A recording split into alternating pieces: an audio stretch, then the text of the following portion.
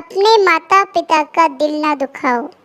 शादी के सुहाग सेज पर बैठी एक स्त्री का पति जब भोजन का थाल लेकर अंदर आया तो पूरा कमरा उस स्वादिष्ट भोजन की खुशबू से भर गया।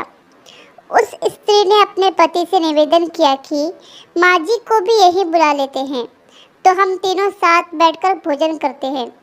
पति ने कहा, छोड़ो उन्हें, वो खाकर सो गई होंगी, आओ हम साथ में भोजन करते हैं। उस स्त्री ने पुनः अपने पति से कहा कि नहीं, मैंने उन्हें खाते हुए नहीं देखा है।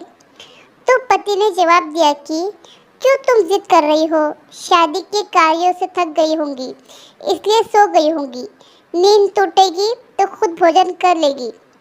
तुम आओ, हम प्यार से खाना खाते हैं।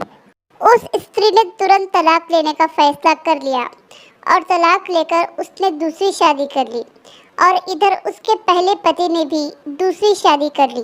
दोनों अलग अलग सुखी घर गृहस्थी बसाकर खुशी खुशी रहने लगे। इधर उस स्त्री के 2 बच्चे हुए जो बहुत ही सुशील और आज्ञाकारी थे। कई वर्ष बीत जाने के बाद एक दिन वह औरत अपने बेटों के साथ यात्रा पर गई हुई थी। एक जगह तीनों माँ बेटे भोजन के लिए रुके और बेटे भोजन परोसकर माँ से खाने की विनती करने लगे। उसी समय उस स्त्री की नज़र सामने एक फटे हाल, भूखे और गंदे से एक वृद्ध पुरुष पर पड़ी जो इस स्त्री के भोजन और बेटों की तरफ बहुत ही कातर नज़र से देख रहा था। उस स्त्री को उस पर दया आ गई और बेटों को बोली कि जाओ, पहले उस वृद्ध को नहलाओ और उसे वस्त्र दो, फिर हम सब मिलकर भोजन करेंगे। बेटे जब उस वृद्ध को नहलाकर कपड़े पहनाकर उसे उस स्त्री के सामने ले आए तो वह स्त्री आश्चर्यचकित रह गई।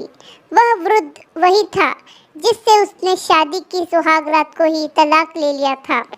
उसने उससे पूछा कि क्या हो गया जो तुम्हारी हालत इतनी दयनीय हो गई।